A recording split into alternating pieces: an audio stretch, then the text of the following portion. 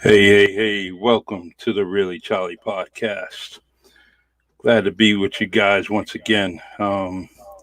Today's guest will be Shane Burgo, candidate for Councilor At-Large for the city of New Bedford. Um, the I'm very proud of this young man, and I can't wait to hear what he has to say. One second here while I get rid of all this echoing. So bear with me. All right. So, like I said, Shane Burgo is going to be coming to the screen momentarily, and he's going to tell us why he's a good candidate to be city councilor at large for the city of New Bedford. Um, so, without further ado, 5, 4, 3, 2, 1. What's up, Shane Burgo? How you doing? I'm doing good, Charlie. How are you? All right. Hopefully, you're hearing me fine. Yeah, could you hear me all right? I had some issues on Yeah. my laptop and I had to switch over to my phone, so I'm hoping you can see me and hear me all right. Yes, very loud and clear. I hear something echoing around here, so trying to figure out where it's coming from. Well, But I see two of you on the screen. yeah, I have two different setups, and that's what I want. But I'm going to take one Oh, down, okay. and we'll go from there. All right. Um, as you see the background, that's the city council chambers, and Yeah, hopefully, hopefully you're in there making your voice nice and loud and clear. And I know you can do it. You just be you, and I'm hoping. things will happen. So, um, let's see. Look, we're already starting up with some comments already. Says, "What's up, cuz? What's up, Shane Burgo?" Listen, everyone, if you please can allow yourself and your name to be seen on the screen, just allow StreamYard to do that. Um, Other than that, what we have to do is look back, after the podcast and see who commented. But first and foremost, share the screen, this live podcast. It's very, very important. Bigger the audience, the bigger the message gets out to the people of New Bedford. So let's see. Let's let's flash your name and title on the bottom here, and uh, I'm ready to go, brother. I'm ready to go. So Shane, I know you as a civic-minded young man, grown man, and I know you're always involved in many, many things. But why don't you give us a little bio of what you've done in the past and why you are a good candidate for Councilor at Large? Well, first and foremost, I want to thank you for this opportunity to be on your podcast. I can't tell you enough how great I think it is for you to have so many people, not only just politics, but so many people in our community that are doing great things. It's been great listening in and watching everyone. So thank you so much for this. I guess what I will say, it started way back in high school when I first ran for office. Anyone who went to high school with me will know in my superlative in the yearbook was most likely to run for office. So every year I ran, for homeroom representative, for class president, and then finally student advisory council where I served as the vice chairman and the student representative to the school committee. So I did that my senior year. And then after that, having graduated, I still went on. I had served on the board of the New Bedford Young Alumni Association and helped with the college and career readiness group there. And that was, something that I was very proud of because I think a lot of times at New Bedford High School, we're always so focused on getting kids to college, which is important. But there are very important trades that people need to be learning and doing. And I think all the times we say, hey, well, they go to voc to learn their trades, but there's plenty of trades being taught at New Bedford High School. And there's a lot going on at New Bedford High School that a lot of people don't know about. So it was great being on that, serving on the board there, and, you know, letting our students know that you don't always only have the option to go to college. There are other options for you. And from there, let me see where else. There's been so much. You know, what I will say, from a very young age, I'm very thankful to my godfather. He brought me to all the local debates. That's what really got me involved in politics around here, and wanting to get involved politically and learning how important politics are. And that's why I got involved more recently with the New Bedford Democratic City Committee. And with them, one of their caucuses this past year, I was actually elected to be a state delegate here in Massachusetts for Senator Ed Markey, which we just got reelected, which was another proud moment for me. I was very excited to be part of his campaign. And then from there, I had gone on to be elected as a national delegate to the Democratic National Committee for now President Joe Biden, and obviously Vice President Kamala Harris.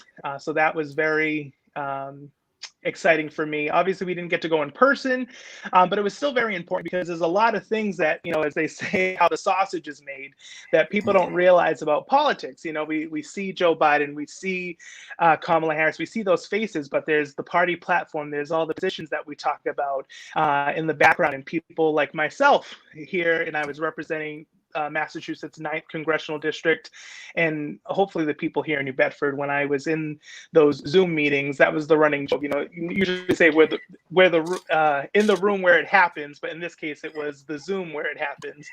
So I did my best, as you said, to raise my voice and make sure I was heard, and that's what I've been hoping to do this whole time, especially now. More recently in the summertime, we saw a lot of the Black Lives Matter protests, and we saw a lot of our youth getting more involved in seeing how they can get involved politically. And I was able to help register people to vote. And that was very important to me too. But I really realized, and I sat and I said, you know, we can register all the people we want to vote, which is very important. But if they're not showing up to vote, what use is it? So that's another right. You know, big reason why I'm running, is to show our young people that it's not just, you know, you don't have to be this older person with all this experience and all these credentials and all this, you know, packed resume to run for office. Yes. So it's very important, especially in local politics, for us to have this representation. And I see that with a lot of the candidates that we have. You know, it's unfortunate that we have to wait to see an incumbent, you know, drop out and not run, for people to feel like they can run now and they have a chance. It shouldn't be that way. But that's how it is right now. So that's one of the biggest reasons why I'm running, is to show people you can do it. If I can do it, if you can also do it. So true. It just while you're on this path and you're going through the whole experience, you know, capture all the pictures that you can, capture everything possible. Whether it's digitally or something video, just do it. Only because these memories, especially with your first time running, you reflect on it later on. And some of those reflections are very priceless. And I've seen some people that when I did run, that are in pictures with me that are no longer here.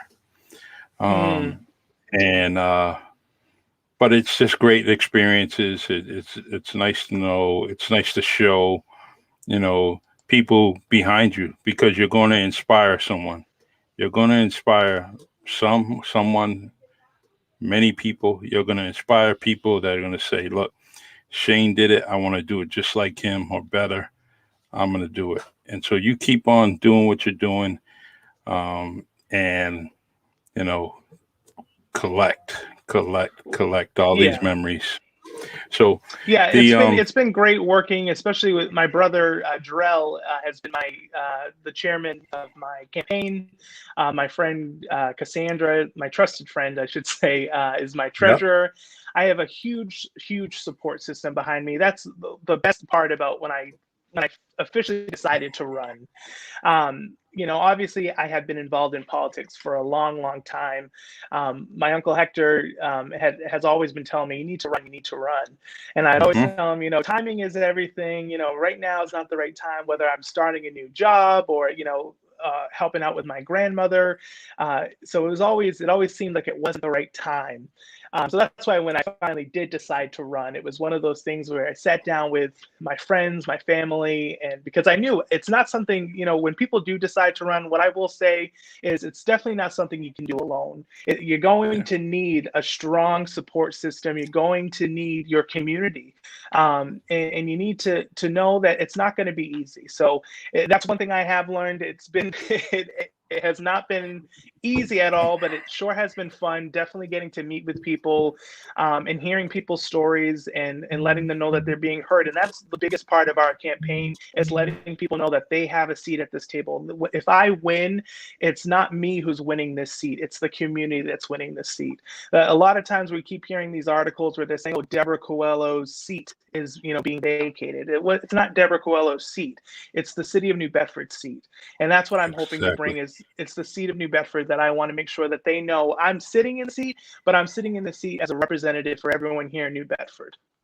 Exactly. That's a very, very nice way to put it. I love it because those seats are for everyone. If you're a city resident, that seat's there for you. It's not just because it's title on the desk, but those titles are very mobile.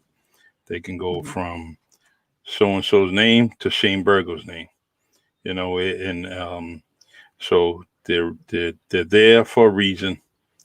And I mean, every time I go in that chambers, and I've been there a lot, I'm still in awe. I still love the place. I still like it. I still say, "Wow, this is an iconic place." So many things get done here, and then so many things don't get done there.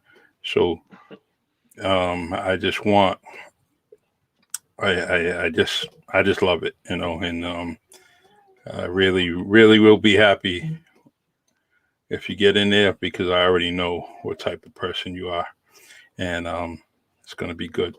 So we talk, there's a lot of issues that are still on the board, um, it's from taxes to, the property taxes is constantly going up, the infrastructure being very slowly maintained.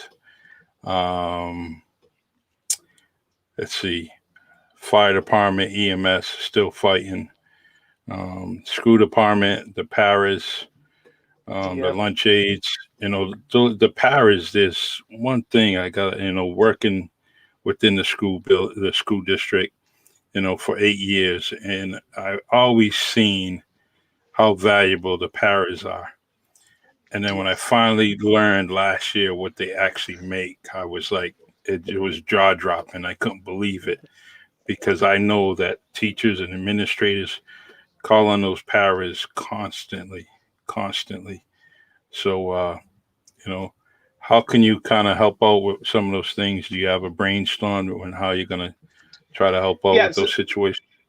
So I agree with you. They are fundamental to the work, everything that goes on at that school, in all of our schools.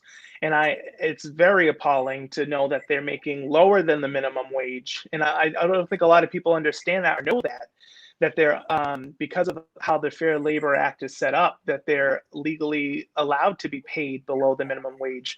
And I'm hoping we can promote their story a little bit more, because they're still in budget negotiations, just fighting for a minimum wage, not even a livable wage. That's a whole other conversation for another time that I think is so important to talk about. Is we're fighting for a minimum wage, not even a livable wage, just a minimum, because the work that they're doing, I tell you right now, none of them do that job for the money. Not one person that becomes a paraprofessional, and these are people that they're not paraprofessionals for a year or two. They do it for their entire career. They stay on because it's what they love, and they know it's an important job, and they need to be paid accordingly. They're doing the things that they do on the job are above and beyond. okay, the stories that I've heard and what I've witnessed being a student in the schools. So, unfortunately, it's a situation where unions and negotiations with superintendent, I hope that they will, work with them and give them what they deserve, because it's a long overdue. You look at how much our superintendent's being paid and the raises he's receiving. It's only fair that the people that are our frontline workers working in the schools with our students doing, like I said, going above and beyond at the bare minimum, make the minimum wage. That is the very least that they can expect, but they deserve so much more. Like I said, we could go on and on about talking about like the difference between a minimum wage and a livable wage. But yeah, I'm hoping to join them out there as they protest. I haven't had a lot of time recently, but I'm in full support of their fight for a minimum wage and getting a lot more in their bargaining agreement, because it's outrageous when we're seeing the things that they're expected to do in the school systems. They have a certain dress code and certain clothes that they're supposed to wear, but they're not being paid enough to even afford certain clothes to wear. So it's like little things like that people don't think about, and they're here taking care of the children that need it the most. And I think it's important that we as a community, I think we have so far, which I'm glad to see, are supporting them wholeheartedly. And I hope that the school department will see that and fund them appropriately. So true. And we got to support them. They're full-time hours. They're usually the earliest people there in the school, getting some kind of posts before they end up working with maybe their student or on their assignment or whatever it may be. So definitely need to be paid a little bit, more. It's both the paraprofessionals and the lunch aides that we, both are grossly underpaid for the service that they do for our students and our school system as a whole. So I really hope to see a change come out of that, and I hope for them to see a win in that situation. And again, they're asking for the bare minimum, and if we are still fighting them on the bare minimum, that's just unacceptable. So true. The so as far as I know, there's the candidates haven't changed. It's still what was out there last month. It's still the same core of people. And as things progress, as they get towards the month of May, things are going to get locked down pretty solid. So you're going to know who you're going to run against. And so how do you reach people? How are you going to reach out and reach out to the residents of the city? You strategically do that through fundraising. Outside of fundraising, what are you going to try to do? Well, so that's the thing. Obviously, during the COVID crisis, we're still in this pandemic. It's still difficult. I've been vaccinated, and I encourage everyone to get vaccinated when they are eligible to. We just announced, I'm also a parish council member at Our Lady of the Assumption Parish, and we are just announced that we will have a mobile vaccination clinic on April 20th. So Awesome. I will be posting about that, and for our community here at Our Lady of the Assumption Parish, we want to encourage everyone to get out there and get vaccinated. The more people that are vaccinated and the more that we, wear our masks, social distance, the sooner we can get back to being able to have in-person interaction. So I know for myself, I'm vaccinated. I'm working on getting my grandmother vaccinated. She has her first shot already. But right now we're doing everything online for the campaign just to play it safe. It's still very early, as you mentioned. We announced early because we want to get out there. We want to get our name out there essentially. But yeah, we can't even pull the nomination papers until May 18th, I believe is the date. So that's when we'll start seeing a lot more people who are actually going to officially run, and that's when we'll run. And that's when I'm really hoping to start meeting more people, and hopefully by May, more of our population will be fully vaccinated, and it will be safe to do some face-to-face, because I'll need people to sign my nomination papers. I'll need at least 50 residents here in New Bedford to get confirmed on the ballot. So I'm hoping to do canvassing out face to face with voters. But right now, to play it safe, we're doing online. We're also going to be starting a letter writing campaign to be mailing out to residents to give them just a kind of little bio about myself for those who may or may not know about me. So that's good too. Right now, again, like I said, it's still kind of up in the air because of the pandemic, but we're doing our best just to have an online presence and, get to meet people one by one whenever I can out in the community. And obviously, Good. with everything that I'm involved in, I've been able. The other thing too, the other side of the pandemic and COVID is in a way, it's been more accessible because of online, because we have Zoom and WebEx and all these other ways to chat with people.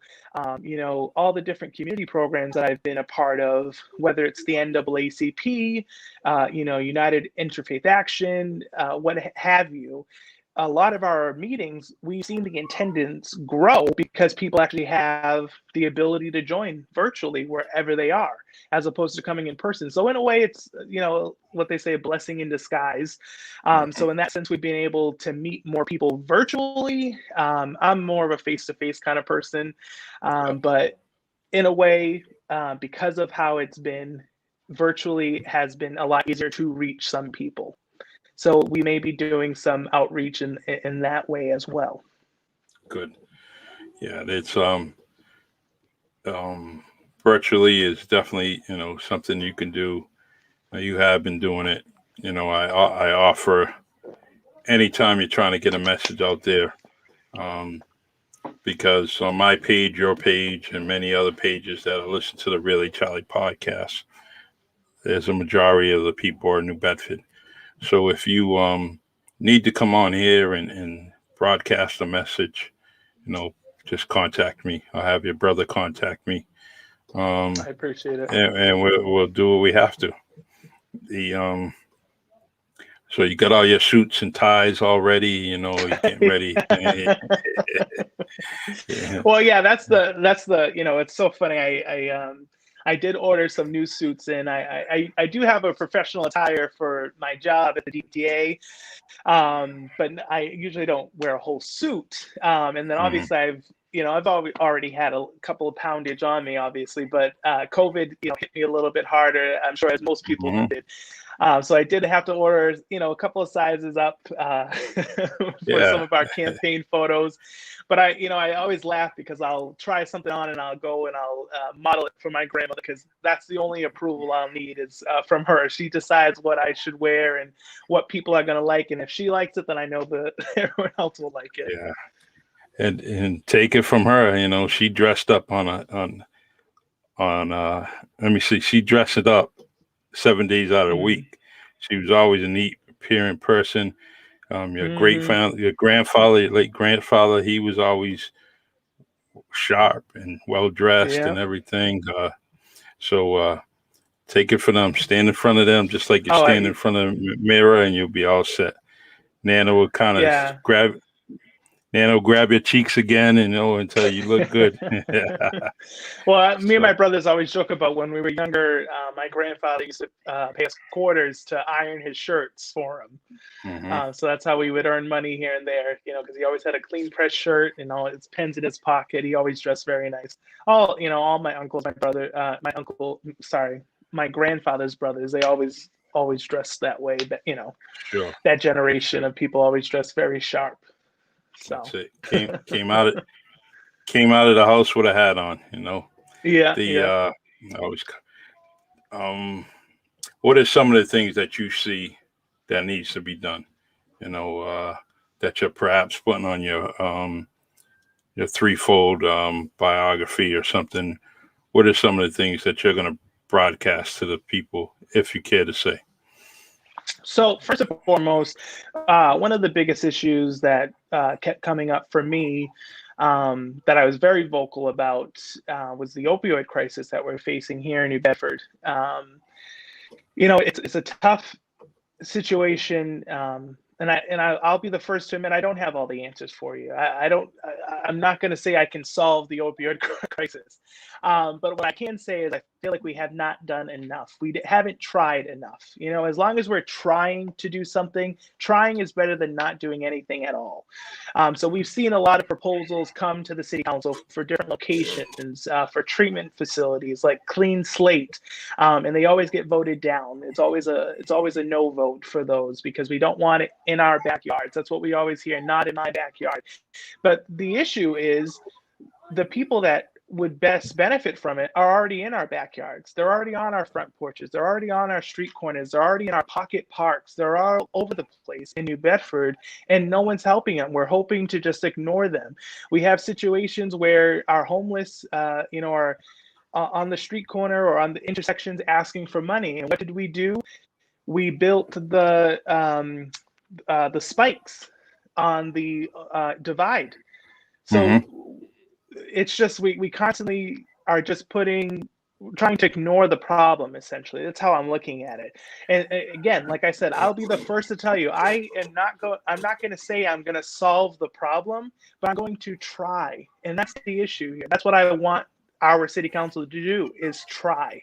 And that's what I'm hoping, is we will try to improve the lives of all of our residents here in New Bedford. So that is the first issue that I'm hoping to tackle and be more vocal about, because a lot of people don't realize the homeless population we have here in New Bedford. And I'm not talking about just the homeless that we see visibly at the bus station or on, standing out here asking for money, but there's a homeless population that are couch surfing. People think of homeless population as people that have nowhere to go. They're sleeping on a park bench with a newspaper on them. No, you can be homeless and be sleeping at your aunt's house, and then you're sleeping at your cousin's house next week. You're still homeless. You don't have a place to hang up your clothes at the end of the day. You're sleeping out of a trash bag. And unfortunately, a lot of our students in our public school system are the people that are suffering the most from this crisis, because there isn't enough affordable housing. There isn't enough jobs here in the city. This is an issue that's going on, and people are not aware of it because it's being ignored, because it's not being talked about. It is, I should say, because there are plenty of community groups that I'm a part of that are working on helping out. And it comes back to the whole issue of social justice for me. As I grew up at, in the church at Our Lady of Assumption, and Sister Mariana brought us to Camden, New Jersey, to the Romero Center. And that's where we first got our big lesson on social justice. And how I best explain it to people is, charity is when you cook the fish. Give a man a fish, he eats for a day. But teach a man how to fish, he eats for a lifetime. And that is the social justice part of it. So there's plenty of community groups here in New Bedford that are feeding people and helping them and giving them the assistance they need right away. And that's very, very important. We need that. But I also think it's so important for us to teach these people how to fish, because they shouldn't have to rely. It's unfortunate they have to stand in lines to receive produce boxes or food or vouchers or things like that. That's fine for the immediate assistance that they need, but we need to think long term, and we need to be able to be helping our residents and give them the resources that they can use to then sustain themselves for a lifetime. Yeah, so true. Here's a comment. Shane, are you a supporter of CPA in New Bedford? Recently, statements have been made about rescinding CPA by an incumbent city councilor at large. What are your thoughts on this? I'm sorry, I'm not familiar with this, the CPA. The CPA. We're gonna have to. We'll get back to that. Okay. So I'm not sure either, and call me naive, but just acronyms all over the place, So you're kind of, yeah.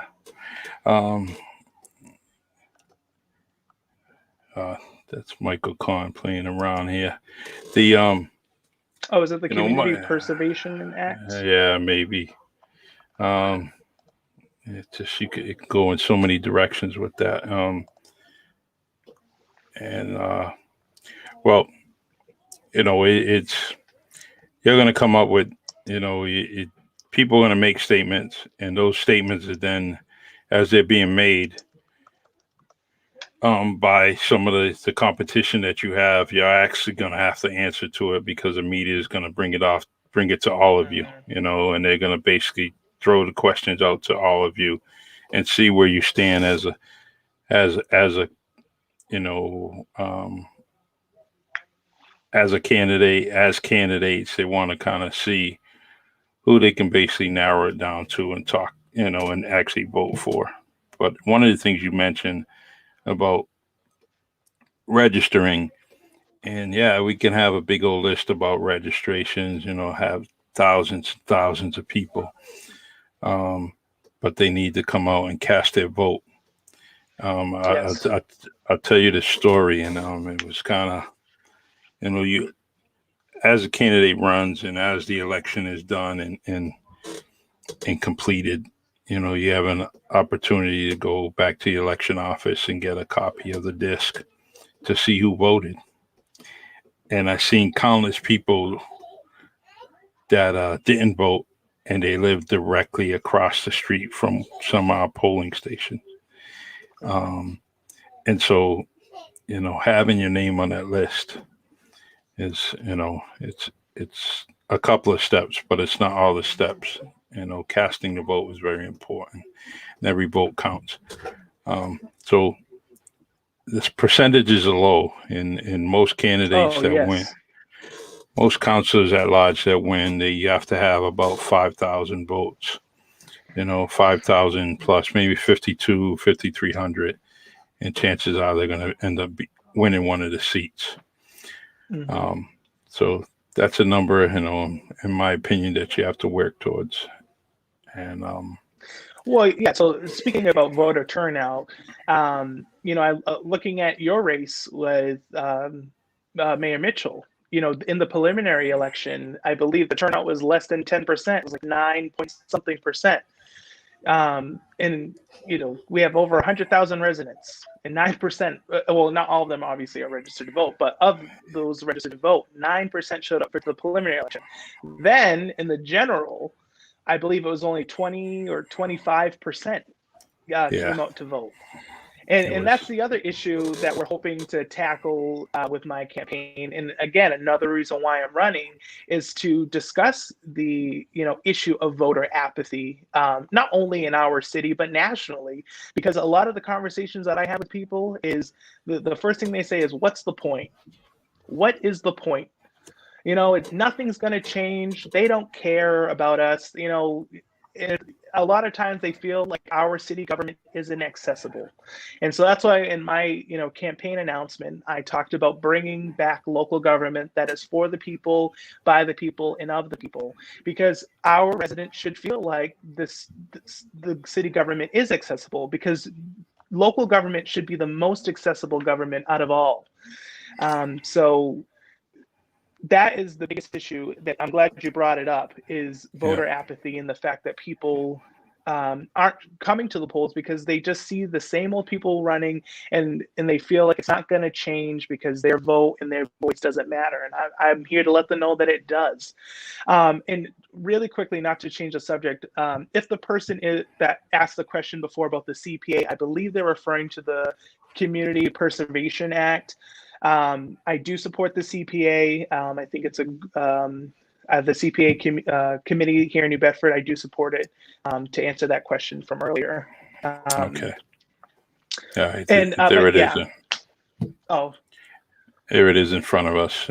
So just in case you have to look at it. yeah, I'm a supporter of it, especially here in New Bedford, because of our historic area and a lot of the different historical artifacts in different communities that we have. We want to preserve them. We want people to stay here in our communities. We want to be able to help grow New Bedford and give people opportunities here. And I think the CPA helps with that. Sure. Helping preserve our history. Yeah. By the way, thank you for that question. It was real good.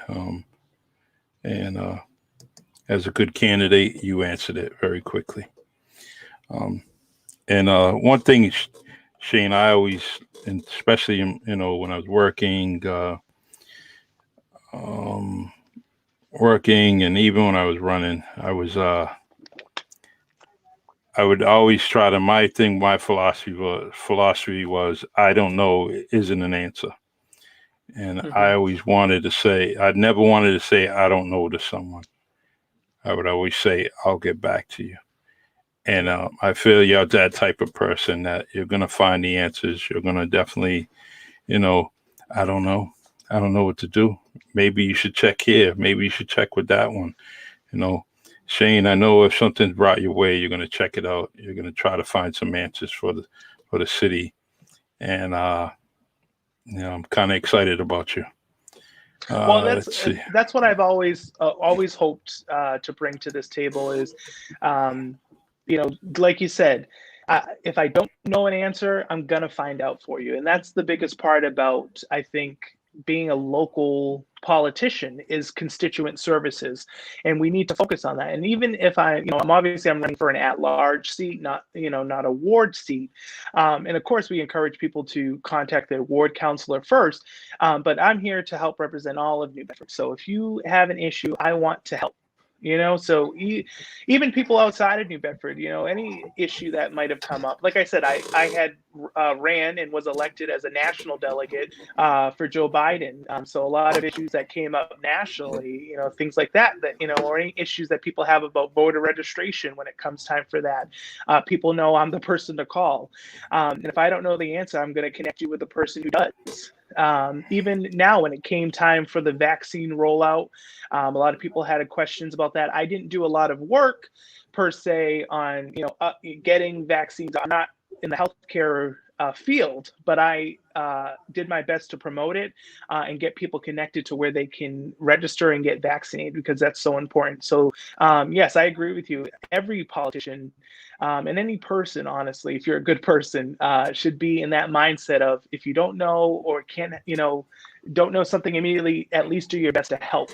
And that's all it's about. And that's what I'm hoping to bring, again, like I said, sound like a broken record, is bring back local government. And that's what I think is a contributing factor to the voter apathy that people are having, which is nobody cares. And I want people to know that we do care. And I don't want to make it sound like all of our city councilors are terrible people. They're not. We have some amazing city councilors. I just think, for me, I plan to take a similar pledge as my former Ward 4 city councilor, Dana Ribeiro, where I believe in term limits. And I will not be a city councilor I do not plan on running for re-election every 2 years over and over and over again, and holding on to this seat like it's mine, because again, it's not my seat, it is New Bedford's seat. And I think it's so important to have that rotation of candidates and people, because as the years go on, new ideas, new faces, new voices need to be in those seats to represent the changes of the city and what's going on. So I hope that if I am elected, that I can help possibly institute a ordinance where we can implement, I lost my train of thought there. Term limits. Term limits. Thank you. Sorry. Yes, yeah. I want to implement term limits. It's not a popular thing.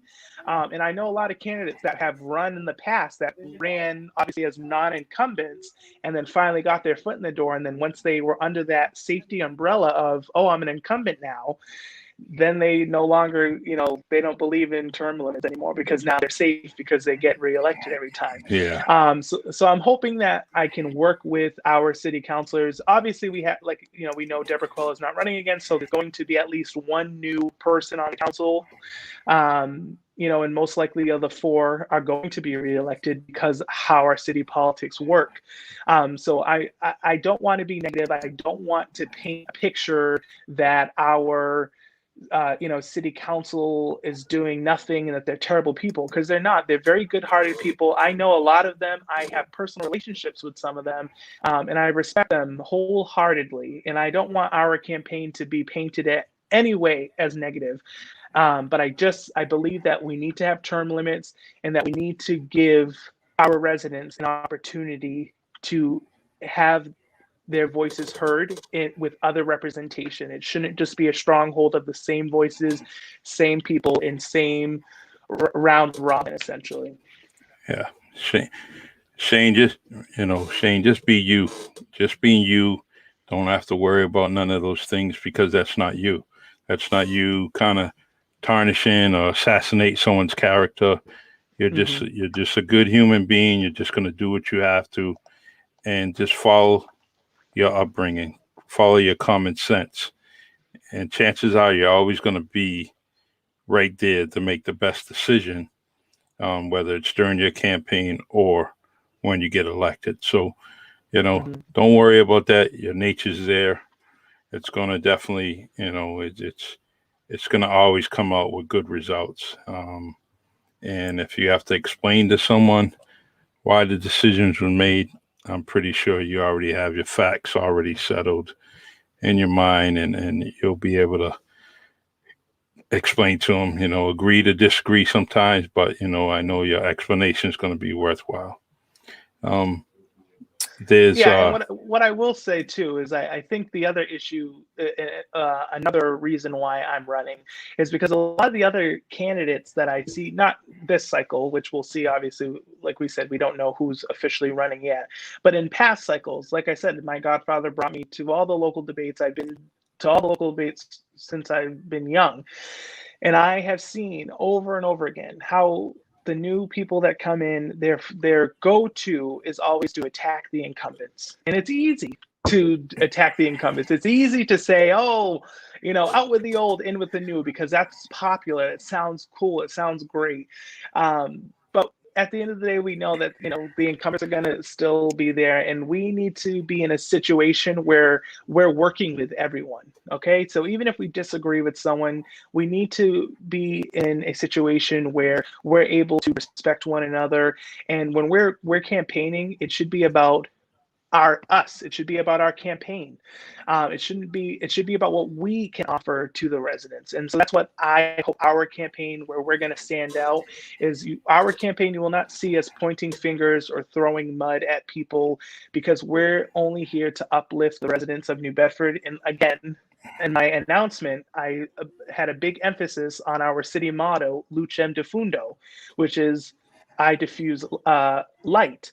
So that's what we want to do. We want to give out light, and we want to diffuse our light and send that light out to everyone, and hope to be as positive as possible. And like you said, I hope to just be myself and have that positivity spread through the city council and through the city, because we all need to work together to improve our city in all of our situations. True.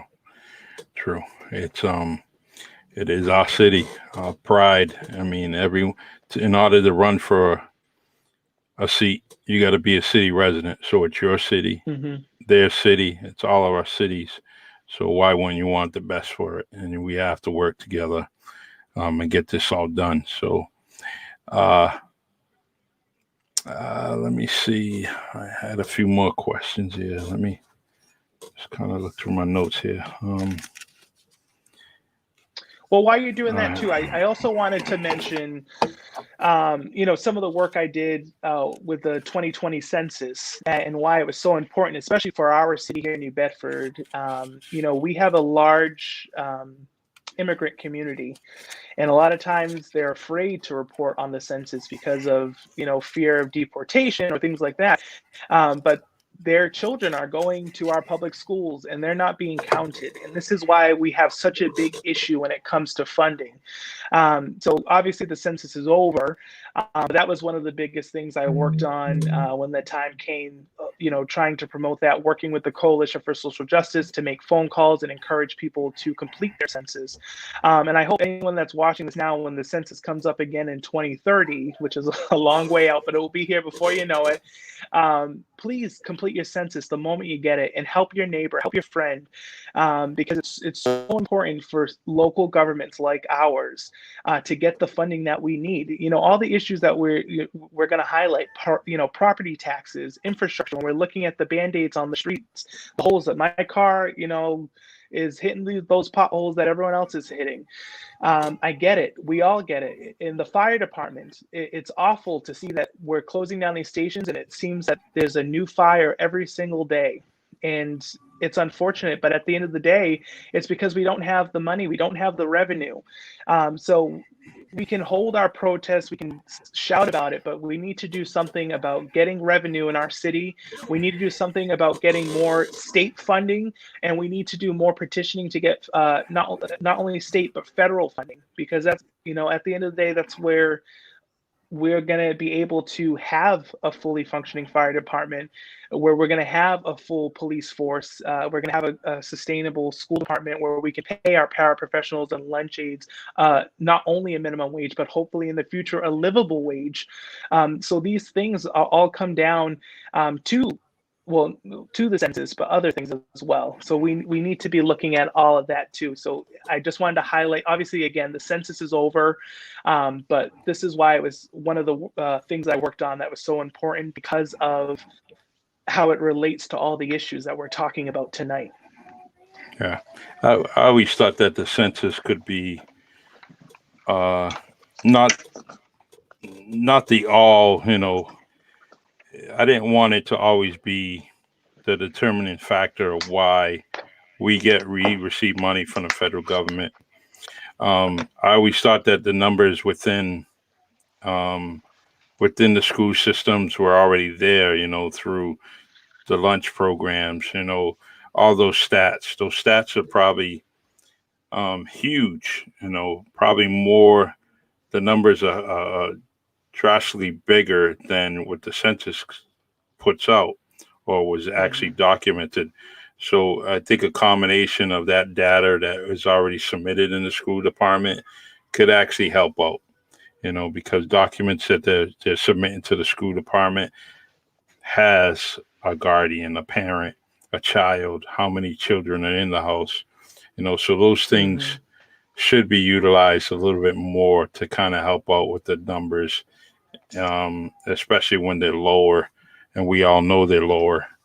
That's been going on for decades, that the numbers are always low, especially in this city where we know it's 100,000, but the last census we reported under 100,000. I believe it was like 90 or lower than that. Yeah, and we lost a congressional district in Massachusetts. We used to have 10 congressional districts, and again, it's one of those things that people don't think about, but it translates to votes in Congress that we lost now. So instead of having 10, and that also translates to votes towards president for the Electoral College. The Electoral College votes are based off of your congressional districts. So, it's tied to so many things. And, the numbers that you're talking about too, that we're seeing, because the city obviously does its own census. I believe, I forget how often they do theirs, but unfortunately it doesn't really translate to anything when it comes down to federal funding. But unfortunately, at the time when this census was happening, we had a federal government that was anti-immigrant and wanted to do its best to scare as many communities like ours as possible. And I'm really worried about the results that we're going to see coming out, because even some of our populations here, like right down the street from where I'm at, Bay Village, where we are American citizens here in the Cape Verdean community. We're not immigrants, but they don't fill out the census because they don't know what it's about. They don't know why you're asking all these questions. Why are you in my business? So it's just that education factor, and that's, again, back to the reason why I'm running, is to give people that information so they understand what's going on, so they have a familiar face letting them know. And that's why I do the outreach that I do and will continue to do, whether I win or lose this race, because it's so important to do this work, to let people know that someone's here to help them. Yeah, I wish they would get in the curriculums, the government. We used to have a government class, and that was so essential. That was so key to, especially for me growing up, and I wish they bring that back, and let that be, along with, economics and bring all those things back. And everybody's kind of trying to invest and get money for retirement, so on and so forth. So hopefully we can get all those things back in, and these student standardized testing is kind of throwing our education system out of whack a little bit, I believe. Oh, yes. So Shane, we got about 10 minutes, and I just want Oh, to, geez, it's flying by, huh? yeah, I want to make sure that we're talking about all that you really, really want to talk about. And is there anything that you want to get out there? Um, Well, I guess another point that I want to bring up is we all know they had announced that South Coast Rail is coming our way. I believe it's projected to be finished in 2023. I don't know if that's going to change because of COVID, if there's any delays. But that's one thing that, it's a positive thing. It's a very good thing. I'll say that because we want to be able to connect to big cities like Boston. Before COVID, I worked in Boston. So I commuted. Yeah. I had to drive all the way to Middleborough to take the commuter rail in, or I would take the DATCO bus to drive up that way. I was excited when they initially announced it because I said, I could just walk downtown, to catch the train. But one thing I'm really worried about, and we notice when we have in our cities, is gentrification. And it's that big, scary word that people don't like to talk about, and a lot of people don't understand even what it is sometimes. Especially here in Ward 4, in the downtown area where I live, born and raised here, that's where I'm most worried about. I grew up right here on Purchase Street, right across from the Cape Verdean Veterans Hall. And I see they're going through a tough time right now. And I see other communities, the Portuguese community, our Cape Verde community. There's so many different communities in New Bedford that are already struggling to begin with. And I see the South Coast Rail, and I see amazing opportunity with it. But I also see, possible, developers coming here, buying a property. We have a lot of vacant homes. Home ownership in New Bedford has gone down. So people talk a lot about property taxes going up, but they don't think about the rents that are also going up for our residents. I rent as well. So if property taxes are going up for the homeowners, they're going to raise your rent. So it affects renters as well as homeowners. So that's one of the other big issues that I hope to have a conversation about on this campaign trail with people is how we can protect our residents, how we can protect all of our communities here in New Bedford, and not just protect Ward 4 in the downtown area. There seems to be I love Ward 4 because it's been my home, since I was born. But I love New Bedford more. And I think that our focus has been too much on downtown, and it needs to be on a broader view of New Bedford as a whole, because we all live here, and it shouldn't just be focused on what we think tourists are going to see. We need to the beauty of our city should be throughout. It shouldn't just be in one location. So that's one thing I hope throughout this campaign we can have more discussions about protecting our elderly and our low-income residents, and making sure that they have opportunities and they're not in situations where their rent's getting jacked up and they don't have job opportunities or access, and the South Coast Rail is going to hurt them more than it's going to help them. So I'm hoping that when it comes here, it's giving people opportunities to get better jobs in locations where they might not have been able to reach, but then also doesn't adversely affect them in other ways, like increased property taxes and increased rent, and other things of that nature. So that's something else that I want to highlight and make sure we're talking about. So true. So true. I mean, I grew up along with your uncle, and we experienced the railroads coming in and out of the city. We seen that as kids growing up, and it's a beautiful sight. And I think it's going to be more pro than con, as long as those things happen that you just mentioned. So I can't wait. Can't wait to listen to all these different debates. I can't wait to see you on point, going through A to Z.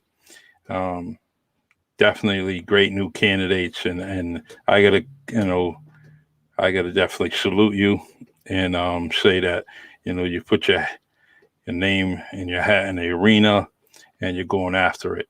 Too many people just don't do that. And there's so many people Well, in you the know city. better than anyone. Yeah. Yeah. I'm glad they did it. It was a very proud moment. And I know you're going to be very proud of what you're doing. And just keep on encouraging people. There's so many other seats around, there's school committee seats. There's different boards throughout the city and many organizations. It doesn't have to be just, a city campaign, get involved in some of the organizations, whether it's a club, a church, foundation, just get involved in those things because they're doing very crucial things in the city, just as much as the city council is. So I hope and pray that everyone gets involved in one way, shape, or form. This is how I'm getting involved with the podcast and just trying to do my thing. It's something different that I did from what I've done over the years, but I think it serves its purpose, and I'm going to try to get bigger and better when it comes to this podcast. So. Well, I think you're doing great, and like I said, I really appreciate the diversity of the viewers that you have on, and that you're giving an opportunity and a voice to. Even I was really excited that the segment you did with Lee Charlton. He is a huge role model from when I was younger. When I was on the youth council for the NAACP, and then now I'm on the executive committee as an adult. So it's come full circle for me. Yeah. But I had mentioned on that podcast actually in the comments how sometimes he lives right on the I could walk to his house from here. I could see it from my porch, actually, his backyard. So whenever we'd go to events, a lot of times I would ride with him. He'd give me a ride home, and I'd just walk, from his house, and it would be him and his wife. And it just listen to the two of them talk, and the advice they would give. It's just that kind of experiences that have shaped me into the leader that I am today. So it's people like them, the role models that I have in this community that I, owe a gratitude to. And I used to laugh all the time at the end of functions. Now I always think of Miss Charlton because, when we have, I don't have my tie on today, I took it off for this, but, when I would have a tie on, I'd leave it on and she'd tell me, loosen your tie up, just relax now, it's all over with, so anytime something's over and I get in my car and, I turn on the AC or roll down the window, I always think of her because I was like, loosen up this tie, like it's over with, but just like little advice like that here and there. But it's just, great leader. We are so fortunate here in New Bedford to have the role models that we have. I think of Tom Lopes, one of the first Cape Verdean state reps here in Massachusetts, and the things that he did for our community. It's just, we are just so fortunate. And this is why, again, we have so many leaders here in New Bedford, young and old. And I hope that they all know that they too can run for city council. But like you said, you don't only have to run for city council. There's school committee, there's committees. You can join the NAACP, you can join the Coalition for Social Justice, you can join. There's so many different groups. You don't have to be an elected official to affect change. I've been, on this earth for 27 years. And the most change that I have done or have been able to accomplish has not, obviously, this is my first time running as an elected official, and I've done a lot already. When it comes to fighting for, when we fight for 15 here in Massachusetts, that was a lot of work that I did with United Interfaith Action when we collected signatures and went up to the State House. So those are things we did as just everyday citizens. So we have so much power as citizens here, not only in New Bedford, but in Massachusetts, in America. And people need to understand that. And that's what, again, I'm hoping to be that person to let people know that we are in control. We have the power to let our elected leaders know this is not okay. This is what we want. And obviously I'm running now just to be a voice and let people know that. Whether we win or lose, I'm hoping to win, obviously, but whether we win or lose, our work's not done here. Okay. Yeah. I still plan to do this work in this community, and I hope that everyone else will join me and continue to do so, because you know as well as I do, we have so many amazing people in this community doing amazing work every single day to not only improve the lives of our residents here in New Bedford, but in Massachusetts and nationwide. Exactly. It's very nice to hear that you called yourself a leader, and I want you to make sure that that's a title given, that's a title earned. You make sure that you keep that in your vocabulary, because guys like me that are old enough to be your uncle, you just you you are a leader, and you make sure you keep that in your vocabulary, and make sure that you know it in the back of your head and your mind that you are a leader, and keep on keeping on. I don't care what it is. I appreciate it. You call me. You want to get on this podcast, even if I do one podcast before you, I'll let you come on and we'll do another thing, whatever it may be. You may just want to get something out there. Um, it's the Really Charlie podcast isn't New Bedford Guide. It isn't the Standard Times. It isn't WBSM. But guess what? Well, it is It's to reaching. us. It's It reaching is to some us, people. Charlie. Yeah. Yeah, Don't sell yourself short. Yeah, you're just getting started, but it's growing. I'll tell you, the more people talk about it, I always laugh at, really, Charlie? That's the saying, right? Your Yeah. wife coined. Yeah, she did. She definitely. If I was keeping track of the royalties, man, she would be making some money, definitely, because Yeah. it's sticking. I'm driving at work, someone's yelling, "Really, Charlie?" On the comments on my Facebook page, "Really, Charlie?" So it's definitely sticking. Well, yeah, I'm this is proud how of. these things start out and they grow. So, and like I said, you've already reached so many people. And again, the amount of people that you've had on and given a voice to, again, has not gone unnoticed. Thank you. People have been talking about it. And it's rare. It's greatly appreciated by a lot of people. So again, I want to thank you for this opportunity to have me on. I definitely look forward to getting on here again, and I continue to look forward to viewing your other podcasts with other guests that you have on, because I haven't seen one yet that I haven't enjoyed. Thank you very much. And in fact, let's end with the question. Who would you like to see on the Really Charlie podcast? One, two people. Who would you like to see?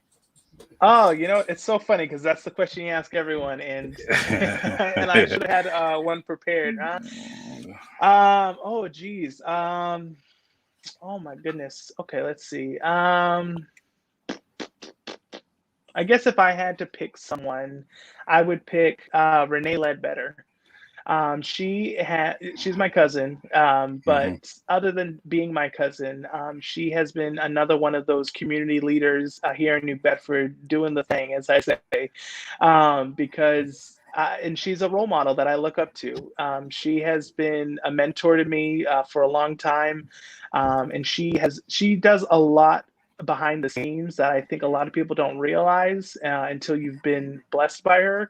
Hmm. So whether, obviously she has a lot of titles, she's the vice president of the NAACP, president of a lot of other, different organizations, a whole list that we could go down.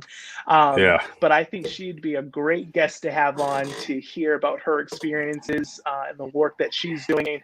She's the one that has been doing a lot of work when it comes to the vaccine rollout.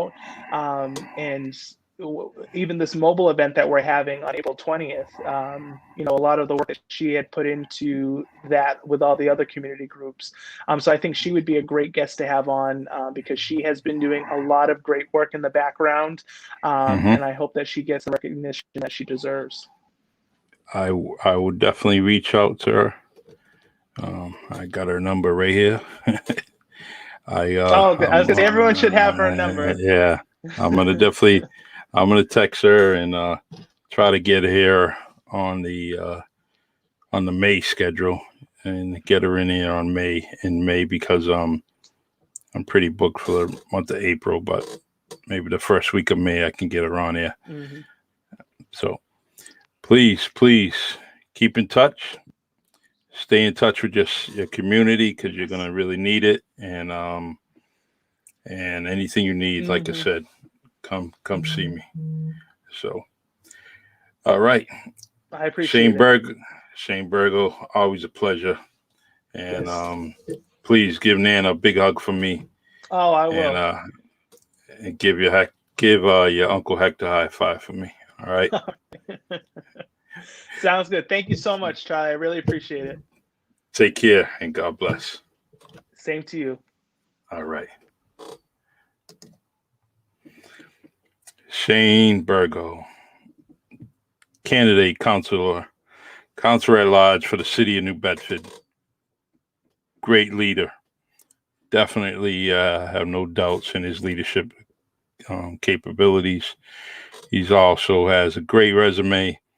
He's ready to show and prove that he's a worthy candidate. And if elected, we will not be ashamed. We will be very proud of Shane Burgo if he sits in one of those seats as City Councilor at Large. All right, everyone.